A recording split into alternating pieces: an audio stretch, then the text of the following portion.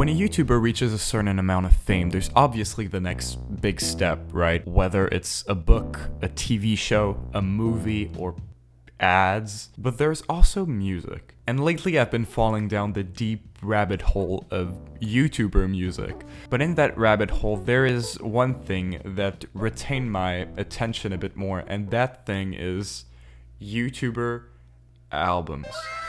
And that's something I want to make clear right off the bat as I'm doing this video. This video is not about YouTuber music in general, because there are tons of diss tracks and singles here and there and things. This video is specifically about albums, full-length projects. And believe it or not, there are actually very few of those on the platform. Digging more and more into it, you quickly find out that these albums are mostly limited due to their content. Because if you're making an album as a YouTuber, you obviously want to sell it to your audience. Like if PewDiePie came up with a very serious and progressive rock album inspired by the 1970s, no one would buy that shit. Like, unless some PewDiePie fans are really into progressive rock, they're not gonna buy it. Although, if PewDiePie makes a funny haha album about diss tracking T-Series or something, that's gonna sell way more. And the point that I'm getting at is that like 90% of these albums are comedy albums. And you'll see that sometimes it works and sometimes not. But anyway, let's try to get into it and try to understand what happens when a YouTuber makes an album.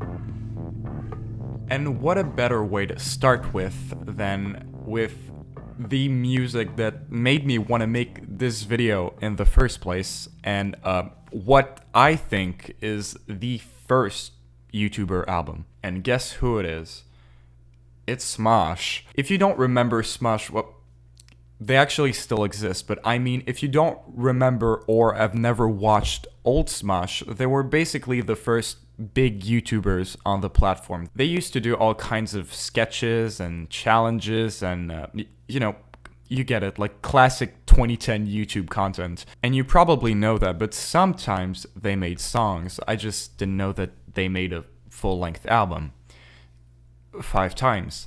And I can't believe that no one's made a video about this. Like, these albums have like 30k views on YouTube. So, I took a listen, and this music is not aged very well. Darts out randomly in front of cars, talks on his phone while rolling down the street. He even has a girlfriend, isn't that sweet? He hits on chicks even if they're skanky. He smells his pants, they're hella stanky. But listen, I don't want this video to be just me reacting to cringe music and be like, ooh, that's so cringe, that's so bad, right? Haha, funny. No. But I mean, it's cringe, and you know what? That's the only time I'm gonna say that. It's cringe. I've said it. We're done. And to make it even more fun, since there's 5 albums, let's make it into a tier list of the best Smosh albums. So starting with their 2009 release of the Sexy album, which is their first album and also a compilation albums. You got songs on there like Fire Truck, which is a song about finding a replacement word for the word fuck. You're naked and your parents come home. Really, when you think about it, it's absolutely genius, okay? Because Fire Truck starts with an F and it ends with uck. So you can swear without your mom telling you it's bad. There's also songs like Milky Milkshake, which unironically is the most nostalgic thing I've heard in a while. Tell me in the comments if you feel it too.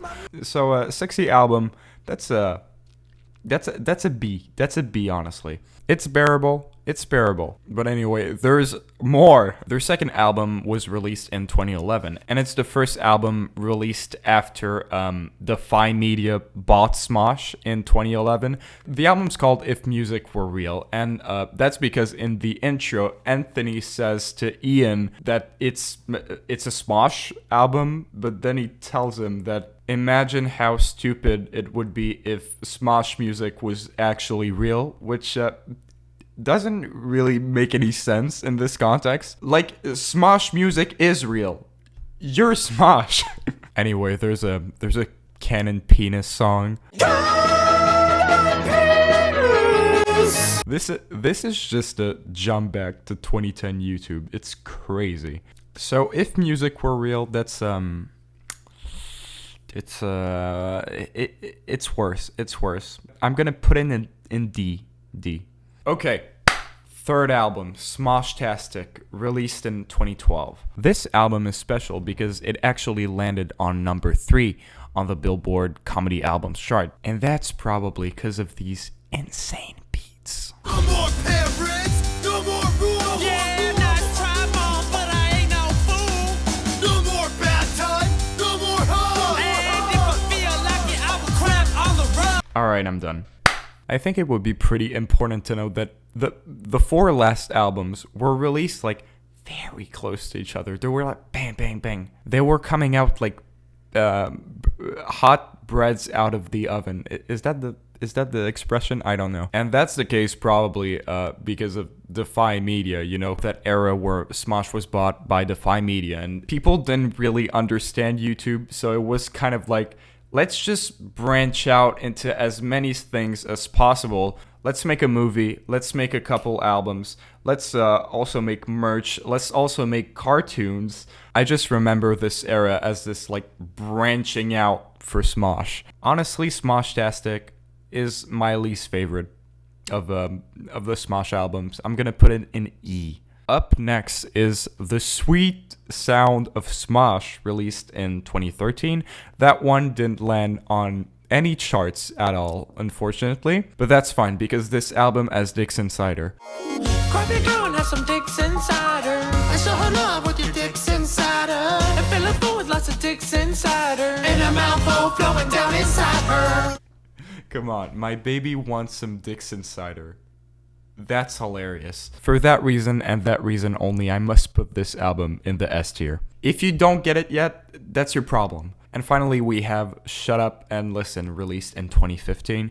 Honestly, this one is the least worse. There's some pretty funny songs, like the smoking one, there's the Netflix one, but that's all the praise I'm gonna give this album today after I saw the other song titles, like Moms Are the Bomb, and My Bathroom Disaster. Don't tell me it's a song about diarrhea, please. Should I take a number 1 or a number 2? So what can we make of all of this?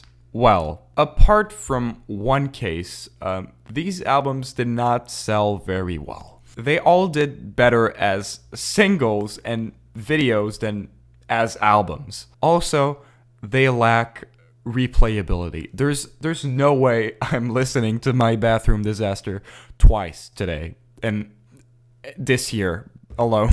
And also, we can kind of guess that there was some pressure from a corporation like Defy Media to constantly push out albums, even if they did not work as well as music videos. So just with that, I'm starting to think that YouTubers and albums aren't really such a good match after all. But what about other albums? So during my research for this video, I quickly realized that 90% of all YouTuber albums are comedy albums, which is surprising to say the least, because I can name a dozen creators that are serious music creators or are seriously good at an instrument, and they haven't released anything, or they've just released a funny haha comedy album. There's the Anthony Fantano aka Chuchesta mixtape. There's also Danny Gonzalez, who made an EP. And listen, I don't have anything against comedy albums, but it's kind of a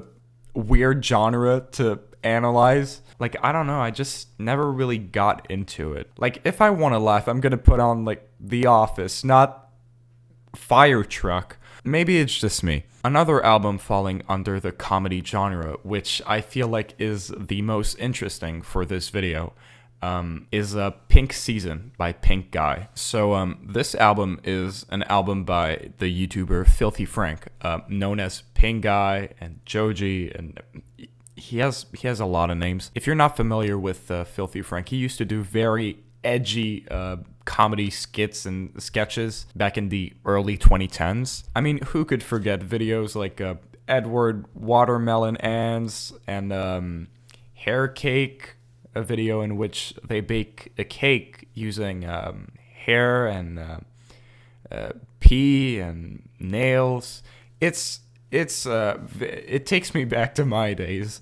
So Pink Season released in 2017, and the album's about an hour 20 minutes long. There's 34 songs, so this is a long album. And album lengths can be fine. Like The Wall is like what, an hour and a half. I can take it, but Pink Season, and when we get into the tracks, you'll understand why this album is long and feels even longer. There's timeless classics like let's see, what about Dog Festival Directions? If you want to eat some dog, I have good news.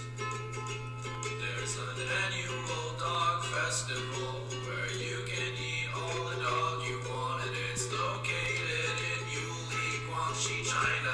Okay, we're done.